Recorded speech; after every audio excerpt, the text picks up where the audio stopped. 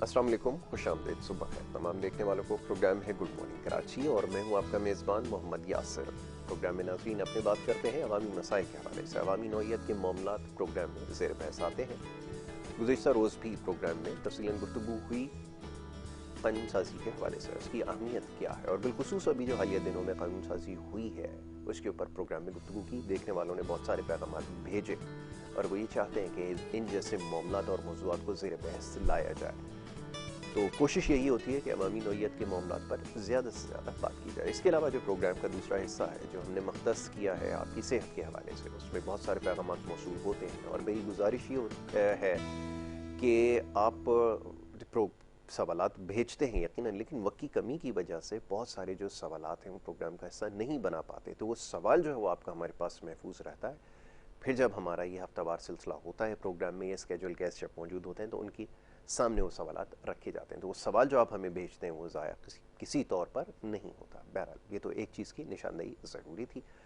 अच्छा जी, अब इसके अलावा जो दीगर मामलात हैं उसके ऊपर आज तफसीलन गुफ्तगू की जाएगी। ख़ास तौर पे जो सियासी नौइयत के मामलात हैं जो आजकल आप देख रहे हैं, हमारे जो आप समझ लें कि ये जो सिलसिला चल रहा है ये काफ़ी अरसे से, इसके एक के बाद एक स्कैंडल और उसके बाद जनाब कभी फलाना गेट्स, कभी ऑडियो लीक्स और न जाने इस तरह की कितनी कंट्रोवर्सीज़ हम देखते हैं कि हर वक्त हमारे सामने आती हैं। तो जनाब इस मामले पर आज गुफ्तगू की जाएगी कि मामला है क्या, और इसके साथ साथ जो सैलाब मुतासरीन के हवाले से जो कुछ हो रहा है इसके ऊपर भी बात करना ज़रूरी है। मोअज़्ज़ज़ मेहमान स्टूडियोज़ में तशरीफ़ ला चुके हैं, पहले मैं उन्हें खुश आमदीद कहूँगा और उसके बाद फिर हमारी गुफ्तगू का सिलसिला जारी रहेगा। सबसे पहले जो आज हमारे मोअज़्ज़ज़ मेहमान हैं, आपका ताल्लुक़ पाकिस्तान तहरीक इंसाफ से है, सीनियर मरकज़ी रहनुमा हैं सरबुलंद खान साहब, उन्हें मैं खुश आमदीद कहूँगा। बहुत शुक्रिया सरबुलंद साहब प्रोग्राम में वक्त देने के लिए। दूसरी हमारी मेहमान, आपका ताल्लुक़ पाकिस्तान पीपल्स पार्टी से है, मरकज़ी रहनुमा हैं, हमारे प्रोग्राम्स में अक्सर आप उन्हें देखते हैं। आज एक दफ़ा फिर हमने उन्हें मदऊ का रखा है, मुसरत नियाज़ी साहिबा, उनको भी मैं खुश आमदीद कहूँगा। बहुत शुक्रिया मुसरत आपा प्रोग्राम में वक्त देने के लिए। सरबुलंद साहब, सूरत हाल आपके सामने है और अभी कुछ देर पहले मैं देख रहा था कि बात हो रही थी इंतखाबात के हवाले से कि आम इंतखाबात का इनेकाद जो है वो जल्द अज जल्द कराया जाए।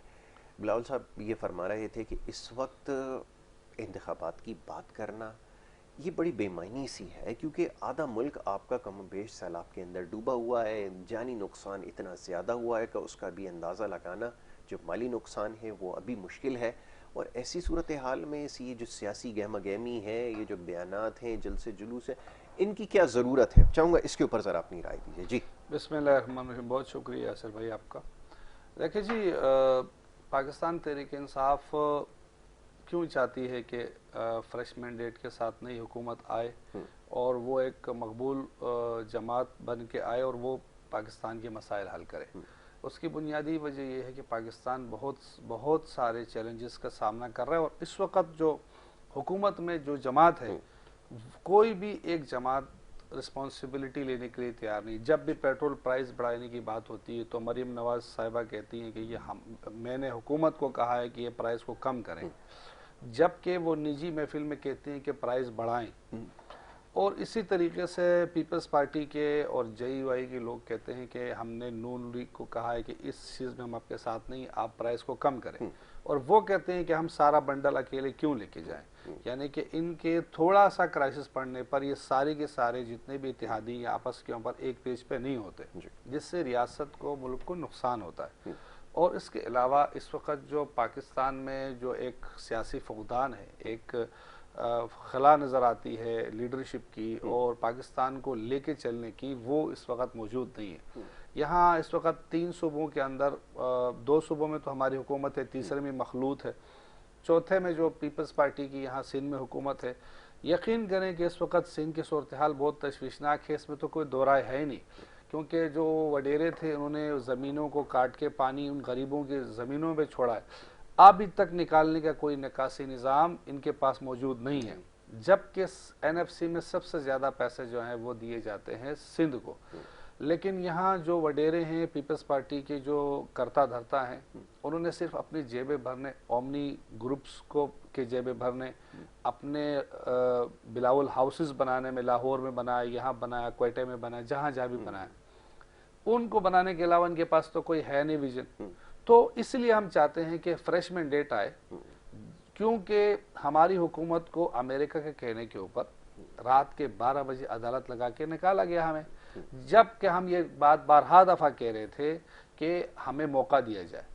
आज अगर ये मुल्क आज पेट्रोल 150 से अगर 250 रुपए पे चला गया है, आज अगर आटा 150 से 100 से ऊपर 110 120 पे चला गया है, अगर सब्जी लोगों के पहुंच से दूर हो गई है, आटा चीनी दालें दूर हो गई, तो उसकी बुनियादी वजह ये थी कि जो हमने संभाला हुआ था, जो इनसे नहीं संभल पा रहा, इन्होंने ऊपर से एक और चोर को बुला लिया, इसहाक डार साहब को, कि जबकि पाकिस्तानी इखलाकियात, पाकिस्तान के अंदर इखलाकियात का ये आलम हो कि हम एक कन्विक्टेड आदमी को, वो फर्द जुर्म उन पे आयद हो चुकी थी, वो एक अंडरटेकिंग दे के चले गए थे स्टाम्प पेपर पर, और वापस वो आए हैं, आते ही उनको इतनी बड़ा ओहदा देने के बाद ये बनाना स्टेट बनाने की तरफ एक लेके जा रहे हैं उसको।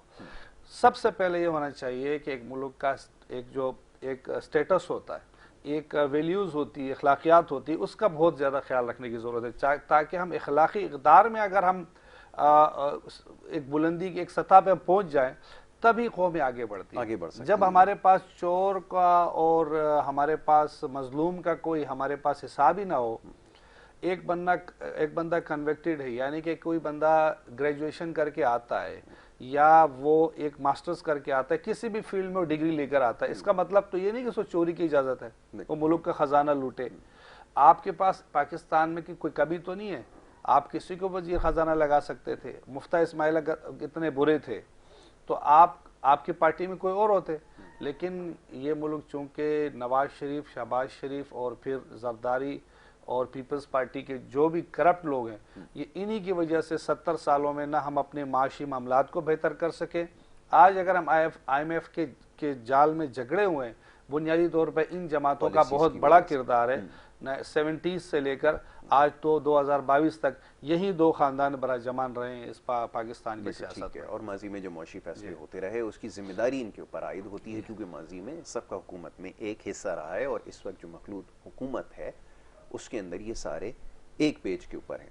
अब सवाल ये पैदा होता है कि इसका दिफा कैसे किया जाएगा, क्योंकि जो बातें सरबुलंद साहब ने जिन चीज़ों की निशानदही की है, आवाम की आरा भी इससे ज़्यादा मुख्तलिफ नहीं है कि अशिया खुर्दोनोश एक आम आदमी की पहुँच से दूर हो गई हैं, और उसके साथ साथ जो दीगर मामलात हैं, जो सियासी नौयत के मामलात हैं, और अभी जैसे ये डार साहब की इन्होंने बात की है, ये इनका नज़रिया है, तो इसका दिफा किस तरह किया जाएगा। अब यहाँ पर अगर PMLN की नुमाइंदगी होती तो ज़रूर उनके सामने ये सवाल रखते, लेकिन क्योंकि PDM की बात हो रही है तो पाकिस्तान पीपल्स पार्टी उसका एक अहम हिस्सा है। पीपल्स पार्टी क्या राय रखती है, क्या सोचती है? जी आप फरमाइए, आप क्या इसके बिस्मिल्लाहिर्रहमानिर्रहीम। यासिर बहुत शुक्रिया। बात दरअसल ये है कि मेरे भाई ने अपने लीडर की तरह एलिगेशंस तो बहुत लगा दिए, जो इनकी एक दरीना ख्वाहिश भी होती है, और वैसे भी इन्हें शौक़ है शायद किसी के ऊपर एलिगेशंस लगाने का। बात दरअसल ये है कि तकरीबन 3.25 साल के करीब तो ये इक़्तिदार में रहे हैं, तो ये कहते हैं ओमनी ग्रुप, ये कहते हैं जरदारी साहब की करप्शन, फलाने की करप्शन, पीपल्स पार्टी की करप्शन। तो मेरे भाई, इन तमाम टाइम के अंदर आपने मेरी टॉप लीडरशिप को गिरफ्तार भी किया, तमाम इदारों के सामने वो पेश भी हुए, कभी इनकार नहीं किया। जरदारी साहब बीमारी की सूरत में भी वो नैब में भी पेश होते रहे, मोअज़्ज़िज़ अदलिया में भी पेश होते रहे। तो आप लोगों के पास 3.25 साल एक बहुत बड़ा अरसा था जिस पर आप जो अब इल्ज़ामात लगाते हैं उसे आप साबित करते। एक चीज़।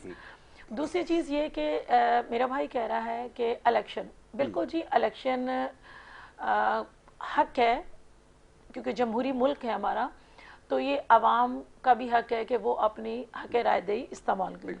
लेकिन बात दरअसल ये है कि यासिर, एक्चुअल प्रॉब्लम तो ये है कि जब हमारे मुल्क के अंदर इस वक्त जो सिचुएशन है वो बहुत गंभीर सिचुएशन है। अगर मैं और आप और सरबुलंद इसी सूबे की बात कर लें, सूबा सिंध की बात कर लें, तो आपके सामने तकरीबन 90% के करीब फसलें तबाह हो चुकी हैं।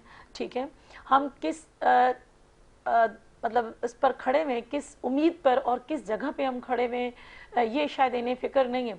देखें, हमारा पहले तो हमारा मुल्क है, तो यहाँ इलेक्शन भी होंगे, यहाँ सियासी लड़ाई भी होगी, यहाँ सब कुछ होगा, सब कुछ चलेगा। और आवाम को अगर हम फैसिलिटेट करने चाहते हैं तो मैं नहीं समझती हूँ कि यहाँ अगर पाकिस्तान पीपल्स पार्टी सिंध के अंदर अगर सैलाब आया है تو یہ قدرتی آفات میں سے اگر اس طرح کی چیز آئی ہے تو ہم سب کو مل کر بجائے کہ پوائنٹ اسکورنگ کریں، میں سمجھتی ہوں مل کر عوام کی خدمت کریں، اور ساتھ ہی ساتھ یہ ہے کہ الیکشن کے اندر یہ عوام کی ثوابدید پر ہے یاسر کہ وہ کس کو ووٹ دیتے ہیں، وہ کس کو جو ہے نا عوام جو ہے نا الیکٹ کرتے ہیں، نہ کہ سلیکٹ لوگ ہو جاتے ہیں۔ تو جہاں تک میرے بھائی نے کہا بہت مہنگائی، میں خود تسلیم کرتی ہوں، ہم سب اس کو فیس کر رہے ہیں مہنگائی کو، لیکن مہنگائی کی ایک ریزن میری نظر میں یہ بھی ہے کہ یوکرین کی جو لڑائی ہوئی، پلس آپ کے پاس جو کووڈ رہا، وہ پوری دنیا میں اوورال رہا، نہ صرف ہمارے ملک میں، یہ وجوہات بھی ہیں۔ دوسری بات میرے بھائی نے کہی کہ مہنگائی، واقعی مہنگائی کا تعلق ہے، مہنگائی ہے، اس میں کوئی دو رائے نہیں ہے، لیکن ہاں جیسے خان صاحب کہتے ہیں کہ واقعی بہت مہنگائی ہوگی، اور پھر وہ خود کہتے ہیں کہ آٹا لیٹر کی صورت میں، تو میرے خیال میں ان کی سمجھ بوجھ یہ کہتی ہے کہ آنے والی گورنمنٹ میں اگر خدا نہ خواستہ اگر وہ آ جاتے ہیں، اللہ نہ کرے کہ وہ آ جاتے ہیں، تو پھر آٹا لوگوں کو لیٹر کی صورت میں ملے گا۔ میں نہیں سمجھتی ہوں، ہم نہیں کہتے انہیں کہ لیٹر انہوں نے کہہ دیا، اس لیے کہ وہ بزرگ ہیں، اور بزرگ اور بچے میں کوئی فرق نہیں ہوتا، کیونکہ وہ تو میرے لیڈر کا جو ان کے بچوں کے برابر ہے، ان کا وہ کھڑے ہو کر اس طرح سے مذاق اور اس طرح کی باتیں کرتے ہیں جیسے وہ لیڈر نہیں ہیں، وہ مسخرے ہوں۔ تو اس قسم کی باتیں ہمیں زیب نہیں دیتی، اور نہ ہی میری لیڈرشپ اس چیز کی پرمیشن دیتی ہے، کیونکہ یہ ساری چیزیں آپ گھر سے سیکھتے ہو، اور میرا گھر جو ہے نا پاکستان پیپلز پارٹی اور میری سیاسی تربیت اس چیز کی اجازت نہیں دیتی ہے کہ میں ایک بزرگ کے لیے اتنے غلط الفاظ کہوں۔ بہت خوب۔ اچھا جی، اب سربلند صاحب انہوں نے بڑی خوبصورتی کے ساتھ تمام چیزوں کا دفاع بھی کیا، اور ساتھ میں اس چیز کی بھی نشاندہی کر دی کہ یہ جو الزامات لگتے ہیں، خاص طور پر خان صاحب جیسا ایک بڑا پبلک فگر ہے، بڑی فالوئنگ ہے، لیکن جس طرح کی باتیں اور الزامات لگائے جاتے ہیں اس کے پیچھے کوئی دلیل ہونی چاہیے۔ اب اس کی ایک بڑی طویل فہرست ہے، میں اس میں نہیں جاتا کیونکہ وہ بہت سلسلہ طویل ہو جائے گا۔ تو بہت ساری ایسی چیزیں ہیں جن کی کوئی دلیل موجود نہیں ہے، جو بے بنیاد ثابت ہوئی، وقت نے ان کو بے بنیاد ثابت کیا۔ تو اس کی ضرورت کیوں پیش آ رہی ہے، اور لوگ یہ جاننا چاہتے ہیں کہ جو پڑھے لکھے لوگ ہیں، چاہے تعداد میں کم صحیح، وہی جاننا چاہتے ہیں کہ یہ کون سی ایک ایسا ایجنڈا یا پوائنٹ ہے جس کے اوپر اسٹینڈ لیا جائے گا تاکہ وہ پھر ان کی جو نظریہ ہے اس کو سپورٹ کریں۔ یقیناً فالوئنگ ہے، لیکن پھر میں عرض کرتا ہوں کہ جو پڑھے لکھے لوگ ہیں، جو باشعور طبقہ جو کہ تعداد میں بہت تھوڑا ہے، وہ یہ جاننا چاہتا ہے کہ یہ جو بے بنیاد الزامات لگائے جاتے ہیں اس کے پیچھے دلیل کیا ہے، کیونکہ ایک کے بعد ایک چیز جو ہے وہ سامنے آتی جا رہی ہے۔ اب وہ ایک الگ بات ہے کہ ان تمام چیزوں کی تحقیقات ہوں یہ وہ، لیکن وہ وقت نے ثابت کیا۔ فرمائیے اس کا دفاع کیسے کریں گے؟ دیکھیے جو خان صاحب کا بیانیہ ہے، پی ٹی آئی کا جو بیانیہ ہے، اور جو خان صاحب اپنے اسپیچز میں، جلسوں میں، کنونشنز میں وغیرہ میں کہتے ہیں، وہ ایک عام آدمی کی جو ہے مائنڈ کی بات ہے، یعنی کہ ہر عام آدمی کے ذہن میں یہ بات ہے کہ اس وقت یہ جو جماعتیں ہیں، اگر آپ نجی کسی محفل میں بیٹھے، کہیں بھی آپ بیٹھے، تو وہ یہی کہیں گے یار یہ ملک تو بہت خراب ہو گیا، اور یہ ان جماعتوں کا قصور ہے، اور یہی دو فیملیز ہیں، اور انہوں نے کرپشن کا بازار گرم کے پاکستان کے اندر جو ہے کرپشن نیچے تک ہے، اور یہ ساری رسپانسبلٹی حکومت کے اوپر عائد ہوتی ہے، اور حکومت ہمیشہ ان جماعتوں کی رہی ہے۔ ان کے جتنے بھی وزراء ہیں، نواز شریف کے دور میں سب سے زیادہ پیپلز پارٹی کے لوگوں پہ مقدمے بنے، اور انہی کو ہم نے آگے پرسو کیا ہے، ٹھیک ہے جی۔ اور ان کے تمام صوبائی اور وفاقی وزراء کے اوپر ایلیگیشنز، گیلانی کے اوپر، راجہ اشرف ان کے اوپر، اور زرداری صاحب کے اوپر، اومنی گروپ کا تو بڑی لسٹ ہے، پھر شرجیل میمن کے اوپر، نثار کھوڑوں کے اوپر، اس کے علاوہ جو ہے گورنر جو تھے ابھی انہوں نے بنایا قائم مقام، ان کے اوپر درانی صاحب۔ تو میرا کہنے کا مطلب ہے ان کے کوئی جماعت میں ایسا کوئی بندہ فیس رہا نہیں جن کے اوپر کرپشن کے ایلیگیشنز نہیں ہو۔ کچھ لوگ ایسے ہیں، اعتزاز احسن ہو گئے، یا کچھ طرح کے کچھ اور لوگ ہیں جن کے اوپر نہیں لگا، جس کی رسپیکٹ سب کرتے ہیں، تحریک انصاف بھی کرتی ہے، نون بھی کرتی ہے، عوام بھی کرتی ہے۔ ہمارا کہنے کا مطلب یہ ہے کہ جتنے بھی ایلیگیشنز لگ رہے ہیں، جو آپ کا سوال ہے، وہ اس لیے اتھینٹک ہے کہ یہ عام تاثر ہے۔ نہیں سربلند قطع کلامی کی معذرت، لیکن اس میں سے ثابت کتنے ہوئے؟ دیکھیں ایلیگیشن تو وہ آپ نے اچھی بات کی، میں نے آپ کی 11 سال آپ سوچیں کسی شخص آپ کا بڑا بہترین سوال ہے، یہ آپ نے بہت اچھا سوال کیا۔ ثابت ہونا بڑا ایک مسئلہ ہے پاکستان میں، کیونکہ پاکستان کے اندر ہر چیز کو پولیٹیسائز کیا گیا۔ ہمارے ادارے، ہمارے बड़ी माजरत के साथ जो हमारे इंसाफ के इदारे हैं उन पर भी उंगलियां उठाई गई हर दौर में। भुट्टो साहब का कत्ल, ये वो और बहुत सारी चीज़ें, नवाज शरीफ साहब का जो सुप्रीम कोर्ट के ऊपर धावा, और इसके अलावा बहुत सारे ऑडियो लीक्स हुई शहबाज शरीफ और जो एक वो जज थे उनके साथ बातचीत करते हुए। तो मुतनाज़ा चीज़ें हमारे इदारे तो रहे हैं, तो चूँकि कहीं ना कहीं सिफारिश और दीगर कल्चर चलता है, उसकी वजह से सज़ा नहीं हो पाती। फिर डर भी होता है, जजेस को भी अपना डर होता है। फिर इसके अलावा बहुत सारी बातें हैं जिसकी वजह से जजेस वो फैसला नहीं कर पाते, जिसकी वजह से वो उसके बाद जो प्रोसिक्यूशंस के जितने भी हमारे पास इदारे हैं जो केस को मंतकी अंजाम तक पहुंचाते हैं, हमारे बहुत से ऑफिसर शहीद हो जाते हैं, जो एविडेंस है उसको ख़राब किया जाता है, आग लग जाती है। ये सारी चीज़ें माजी में आपने सब देखा है, जिसकी वजह से हम कोई एविडेंस जो हमारे इदारे हैं वो प्रोड्यूस नहीं कर पाते। कहीं ना कहीं ऐसी क़ुव्वतें भी इसमें शामिल होती जो नज़र नहीं आती, उनसे भी बैकग्राउंड कोई चीज़ें तय होती और वो कहते हैं जी ठीक है ये केस आपका ख़त्म हो जाएगा, यहाँ आपने ये करना है। तो ये एक हमारे लिए जो पाकिस्तान है, इसमें ये हमारे अफसोस का मकाम ये रहा है कि हमारे साथ इंडिया और बांग्लादेश तो आज़ाद हुआ, लेकिन वहाँ माशाल्लाह इंडिया में तो एक भी नहीं लगा, जिसकी वजह से इंडियन जो जमहूरियत है वो हमसे बहुत स्ट्रेंथन है। हम वहाँ फ़ौज को भी कठेरे में लाया जाता है, जजेस को भी लाया जाता है, लेकिन यहाँ हमारे यहाँ ऐसा है नहीं, जिसकी वजह से हमारा जो एक माशरा है डिसबैलेंस का शिकार है। और जो लोग कन्विक्टेड होते हैं वो कहीं ना कहीं साजबाज करके अपनी चीज़ों को निकालते हैं। नवाज शरीफ की मिसाल आपके सामने है कि वो जेल से वो बाहर चले गए और अब पूरा मुल्क का निज़ाम वो चला रहे हैं। तो जब ऐसा निज़ाम हमारे पाकिस्तान में होगा तो क्या हम बेहतरी की उम्मीद रख सकते हैं? यही एक चीज़ बातें हैं, आम आदमी का रियासत, इंसाफ और कानून से क्यों इत्मीनान उठता है? हम चाहते हैं कि रियासत, इंसाफ और कानून पर लोगों का इत्मीनान हो। हम चाहते हैं कि वो निज़ाम हो जिसमें इंसाफ एक गरीब आदमी को वही इंसाफ मिले जो अमीर को जो मिल रहा है।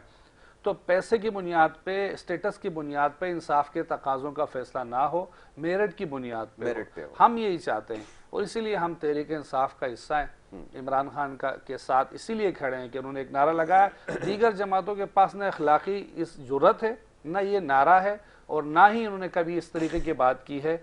वो जमहूरियत का दामन पकड़ के उसी को लेकर चल रहे हैं। जमहूरियत के आड़ में अवाम को क्या फ़ायदा हो रहा है? इसका तो समरात अवाम को नहीं पहुंच रहे। कुछ खानदान हैं, 200-250 खानदान है जो 1947 से लेकर आज तक बड़े ओहदों पर, वजारतों पर, वही चेहरे, उनके बेटे उनके बेटे उनके बेटे, आप हम सब देख रहे हैं। वो कब तक हम ये करेंगे? जजेस के बेटे जजेस या कर्नल जनरल बनते, जनरल के बेटे जजेस या कर्नल जनरल बनते। तो सिस्टम आपका ऐसा बाय डिफॉल्ट, तो सिस्टम ऐसा है। और ये हमारे जो जितने भी हमारे जो वफाकी वज़रा इस वक्त है MNA से जो बार बार आते हैं, वो खानदानी एक इनका सिलसिला है 1947 से वही आ रहा है। अगर मैं कोई गलत कह रहा हूँ तो नहीं, ऐसा ही, इसमें कोई दो राय नहीं है कि ये एक सिलसिला चला आ रहा है, नस्ल दर नस्ल जो है वो वज़रा बनते चले आ रहे हैं। अब मुसरत आप ये फरमाइए, अफसर बुलंद साहब ने मामलात की निशानदही कर दी है, माजी के भी हवाले दे डाले, और अब क्या करें, ना चाहते हुए सिलसिला तो कुछ ऐसा ही रहा है। लेकिन उन्होंने कहा कि ये जो मामलात हैं केसेस का, ये जो जिसकी आज बात की जाती है, माजी में एक दूसरे के ख़िलाफ़ बनते रहे, और फिर उसके लिए जो कुछ किया जा रहा है आजकल, तो जैसे एक नैरेटिव इन्होंने अपनाया था कि ये जो वो NRO लेने आए थे और केसेस ख़त्म करने आए थे, तो शायद यही है कि शायद यही तमाम तर कोशिशें हो रही हैं, वाक़तन ऐसा ही है। और फिर ये जो प्रोसिक्यूशन का निज़ाम बेहतर बनाने की और ये जो तमाम चीज़ों के बारे में हमेशा सवालात उठते रहे हैं, क्या इसको दुरुस्त करने के लिए फ़ैसला किया गया है? ये जो जितनी भी जमातें हैं, क्या ये एक पेज पर हैं कि कोई ऐसा रास्ता बनाया जाए कि आने वाले वक्त में जो सियासी नौइयत के जो केसेस आज भी बन रहे हैं और माजी में भी बनते रहे, इसका रास्ता रोका जाए? फरमाएं। देखिए, मैं नहीं समझती हूँ कि सियासी बुनियाद पर या इंतकामी बुनियाद पर किसी भी किस्म के केसेस बनाए जाने चाहिए। ये मैं किसी और जमात की बात नहीं करूँगी, मैं पाकिस्तान पीपल्स पार्टी की बात करूँगी। पाकिस्तान पीपल्स पार्टी की एक हिस्ट्री है, आप उठा के देख लीजिए, और उसमें कोई भी सियासी या गैर सियासी शख्स ये साबित कर दे कि पाकिस्तान पीपल्स पार्टी की गवर्नमेंट आई है तो उन्होंने अपने किसी हरीफ के ख़िलाफ़ इस किस्म की इंतकामी कार्रवाई की हो या वो करने का इरादा रखते हो, ऐसा हरगिज़ नहीं है। देखें, अगर नून वाले थे तो उनके यहाँ भी ये चीज़ पाई जाती है कि इंतकामी कार्रवाई का अंसर उनमें पाया जाता है। वो पाकिस्तान पीपल्स पार्टी پر بھی انہوں نے بہت سارے کیسز کیے ہیں، وہ میں نہیں کہتی ہوں. اور اگر جس طرح سے سربلند میرا بھائی کہہ رہا ہے کہ نہیں اس طرح سے ہماری انصاف، دیکھیں ان کی جماعت کا نام تو بہت خوبصورت ہے انصاف، لیکن انصاف کی جھلک میرے جیسی ایک چھوٹی سی پولیٹیکل اسٹوڈنٹ کو نظر نہیں آئی.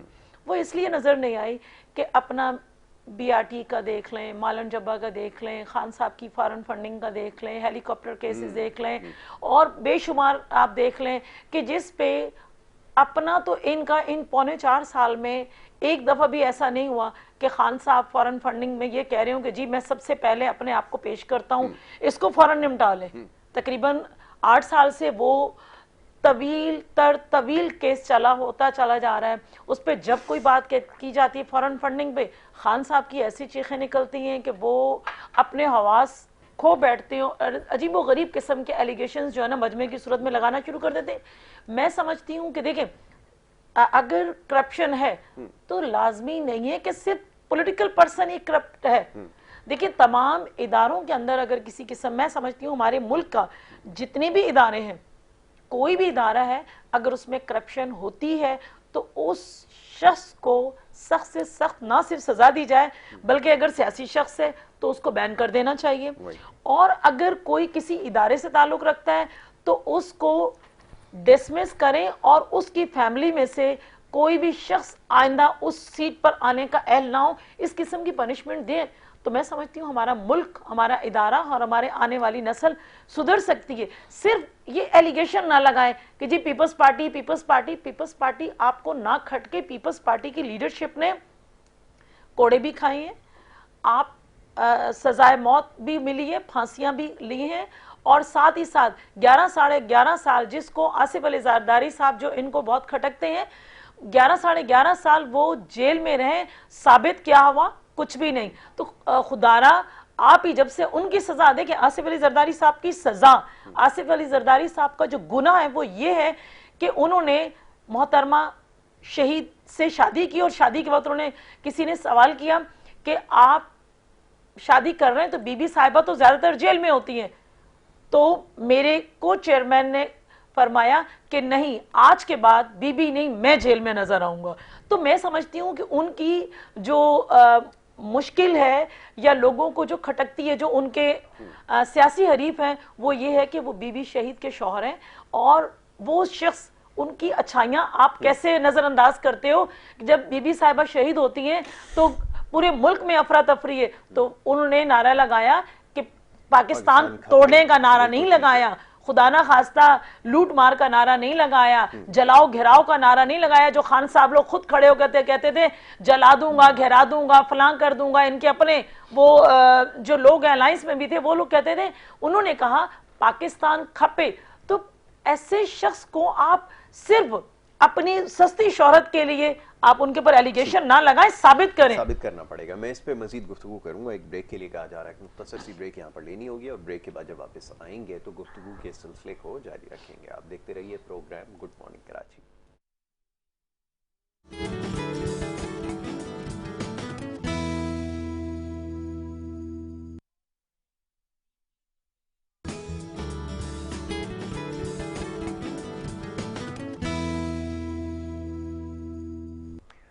پروگرام میں آپ کو ایک دفعہ پھر خوش آمدید کہیں گے. بریک پہ جانے سے پہلے گفتگو کا سلسلہ جاری تھا. بات ہو رہی تھی ملک کی کچھ سیاسی صورتحال کے حوالے سے، اور جو سیاسی رویے ہیں اس حوالے سے ہم پروگرام میں گفتگو کر رہے تھے.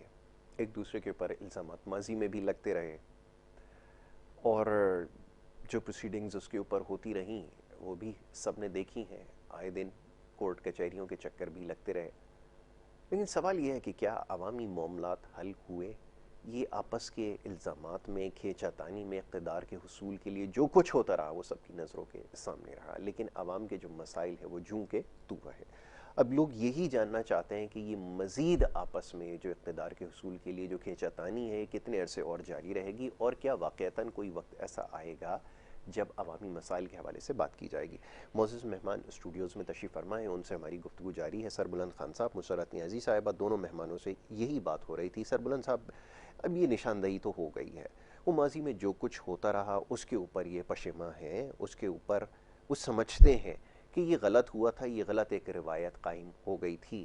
جس کو اب ختم کرنے کی ضرورت ہے، اور وہ یہ اس کے اوپر مصر رہے کہ عمران خان صاحب جو ہے وہ اس طرز سیاست کو چھوڑ دیں جو کہ ماضی میں، یا جس کو ہم کہتے ہیں 90 کی دہائی کی سیاست ہے، اس کو چھوڑ دیں اور ملک کی ترقی کے لیے کام کریں. لیکن بدقسمتی سے ایسا نہیں ہو سکا، اور یہ بیانیہ اپنایا گیا کہ جب تک یہ لوگ رہیں گے اقتدار میں تب تک معاملات حل نہیں ہوں گے. دوسری طرف جو ملکی مسائل ہے وہ ان کا انبار لگتا چلا گیا، اور ابھی بھی تاحال یہی رویہ نظر آتا ہے.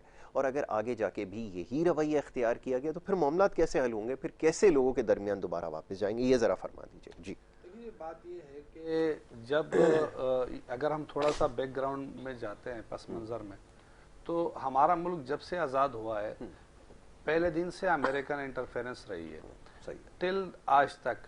اور جب تک امریکہ کی ہمارے پاس انٹرفیرنس رہی ہے ہم کہیں بھی اسٹیبلٹی کی طرف نہیں گئے. ایک چھوٹی سی میں اس میں اضافہ کر دیتا ہوں. یہ جو انٹرفیرنس کی بات ہو رہی ہے نا، میں بڑے کھل کر ایک بات کی وضاحت کرنا چاہوں گا کہ بہت سارے معاملات میں ایسا ہے، پاکستان میں لوگ یقیناً اس کو بڑا ان کو جو ہے وہ عجیب سا لگے گا، لیکن بہت ساری جگہ پر امریکن انٹرونشن یا انٹرفیرنس اس کو آپ کہہ لیں، اس کی وجہ سے ہی ہم بچ سکے ہیں. کچھ ایسے معاملات تھے جس میں اگر امریکہ ہماری مدد نہیں کرتا تو شاید ہم لوگ جو ہے وہ یہاں تک نہیں. میرا خیال تھوڑا سا آپ سے دیکھیں جی، امریکہ ایک بہت بڑی طاقت ہے، بالکل ہے، نو ڈاؤٹ. کوئی بھی دنیا میں کئی جتنے بھی ممالک ہیں وہ امریکہ سے اچھے تعلقات چاہتے ہیں، اس میں تو کوئی دو رائے ہے نہیں. پاکستان جب سے بنا آج تاریخ تک ہمارے سارے حکمراں کہیں نہ کہیں متاثر ہوئے. ہمارے پہلے وزیر اعظم جو ہے وہ شہید ہوئے، اور اس کے بعد فوج کا عمل دخل رہا. اس کے بعد اگر بھٹو صاحب آئیں، ان کو بھی اگر پھانسی پہ لٹکایا گیا تو اس میں بھی امریکن کردار رہا ہے، کیونکہ فوری اس کے بعد ماشاء اللہ لگائے. ضیاء صاحب آئے ہیں اور انہوں نے امریکن کہنے کے اوپر روس کے خلاف افغانستان میں جنگ کی ہے. اور اس کے بعد اگر بھٹو فیملی آئی ہے تو ضیاء صاحب کو اڑا دیا گیا بم میں، ٹھیک ہے جی. اور اس کے بعد یہ سلسلہ جاری رہا ہے. ہم کیوں چاہتے ہیں کہ امریکن انٹرفیرنس نہ ہو، ہمارا جو بھی تعلق ہو وہ ہو دوستی کی بنیاد پر. اب آپ انڈیا کی مثال لے لیں، انڈیا روس سے اپنی تیل بھی لے رہا ہے، روس سے کوئلہ بھی لے رہا ہے، چائنا سے لیے، روس سے لیے، چائنا سے لیے. اس کے علاوہ انہوں نے گندم بھی لے لیے. ہم چاہتے ہیں کہ ہمارا جو تعلق ہے امریکہ کے ساتھ وہ برادرانہ ہو، دوستی کا ہو. اگر ہم روس سے تیل لیں، گیس لیں، یا ہم دیگر چیزیں ٹیکنالوجی کے حوالے سے، یا ہم اپنی عسکری طاقت کو بڑھانے کے لیے، اپنی فوج کو اسٹرینتھن کرنے کے لیے ایکوپمنٹ کی ضرورت ہو، ہمیں جہازوں کی ضرورت ہو، ہمیں ٹینک، جہاں بھی ہمیں جو سہولت ملے ہم کر سکیں آزادانہ طور پہ، جو انڈیا کر رہا ہے. لیکن پاکستان کو کیوں اجازت نہیں؟ ایک دن دو ملک آزاد ہوئے ہیں، انڈیا پاکستان، لیکن امریکہ نے پاکستان کو آج تک اپنی کالونی بنائی ہوئی ہے. اور اس میں آپ کے ساتھ 2-3 پروگرام مسلسل کر سکتا ہوں. اس کی میں نے اس پہ بھی بڑا تجزیہ کیا. پاکستان جب تک امریکن تسلط سے نہیں نکلے گا، اپنی انڈیپینڈنٹ پالیسی نہیں بنائے گا، ہم آگے نہیں بڑھ سکتے. اس کی بنیادی وجہ کیا ہے؟ دیکھیں جی، اگر ہم روس گئے، خان صاحب روس گئے، اور وہاں سے اگر وہ خوردنی تیل، گیس اور گندم لیتے تو پاکستان میں سستا ہوتا نا، وہ چیزیں مزید سستی ہوتی. کیا امریکہ کو نقصان ہے؟ وہ نہیں چاہتا کہ روس کو کوئی فائدہ ہو، اور وہ نہیں چاہتا کہ پاکستان کو کوئی فائدہ ہو. پاکستان یہی بنی آج آپ کے خیال میں کہ جو کوئی دوسری رائے ہے نہیں اس میں. یہی وجہ جی، یوکرین کی مذمت وہ چاہتے تھے، اور چاہتے تھے کہ روس کے ساتھ اپنا تعلق اچھا نہ کریں. آپ یوکرین کی حمایت میں بیان دیں، یہ چیزیں سارے ریکارڈ پہ پڑی ہوئی ہے.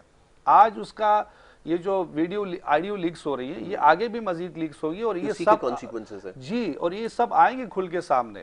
اس میں تو کوئی دو رائے ہے نہیں. تو ہم چاہتے ہیں کہ ہمارے سارے ممالک کے ساتھ دوستانہ تعلقات ہوں، لیکن امریکن جو ہے، آپ دیکھیں بڑی معذرت کے ساتھ ہمارے باجوہ صاحب جو تھے وہ خان صاحب کے بڑے قریبی، مطلب بڑا اچھا تعلق رہا، بہت اچھی پارٹنرشپ تھی ملک کو آگے لے جانے کے لیے. اچانک وہ راتوں رات وہ سارا سینیریو چینج ہو گیا، صرف امریکن کے کہنے کے اوپر. اچھا، صرف امریکہ کہنے کے اوپر.